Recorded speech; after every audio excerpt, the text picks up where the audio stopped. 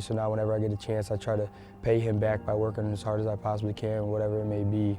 I emailed hundreds of coaches, thousands of coaches maybe. It's just, he deserves it where he is at.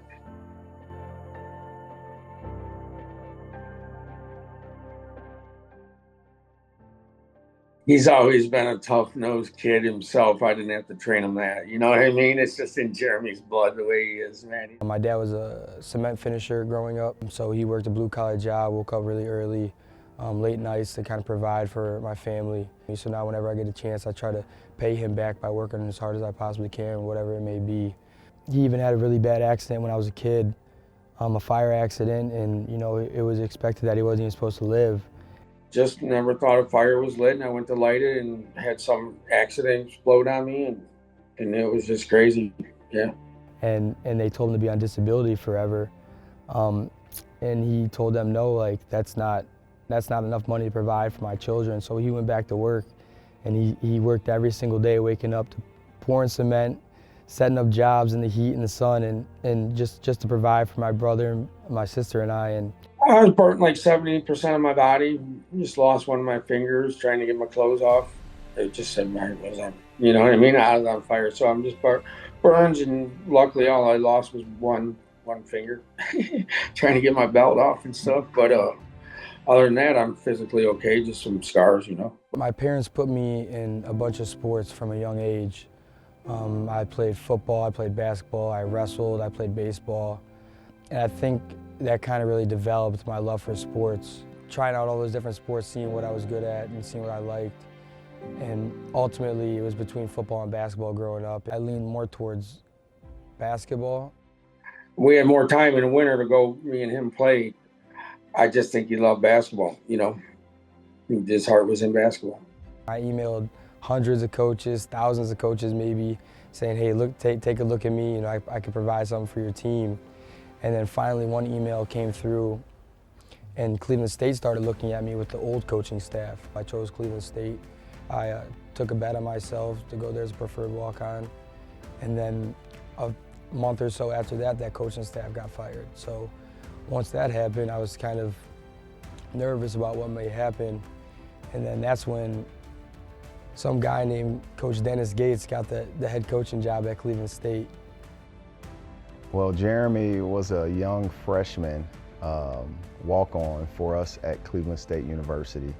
And what I imagine and what I've seen throughout my career from walk-ons is a level of toughness. So that was the one thing that I was looking for as it relates to how does this kid impacts the court.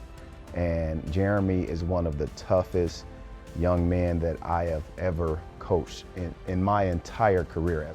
I remember a really early practice that we had that he told me that you can work as hard as you want, but he told me and a couple other freshmen that it may not look too good for us on the playing time side of things, so just keep working hard and believing in yourselves and doing what we ask. So right when he told me that, I was like, all right, I know what I have to do. I know what I need to do to try to figure out how to get on the court as a freshman, and on top of that, being a preferred walk-on. I just recall benching our starting point guard and putting Jeremy Sanchez in the game to start the half, and that game was at IPFW to secure the regular season title. And Jeremy Sanchez, when I say impacted that game, he impacted the game in more ways than one. But I had the confidence to put him in because of how he approached every single day. I ended up starting 10 games that year as a freshman. And I think our bond just really developed from there, because I just saw a guy who trusted in me and believed in me enough to start a freshman and a preferred walk-on freshman. And he took this job, and I decided to take another scholarship offer at another school, St. Leo University in Florida. We didn't have the greatest success, and then, yeah, that's when Coach Gates called me this past summer to come back to the team and reunite with the staff and him, and it was a no-brainer.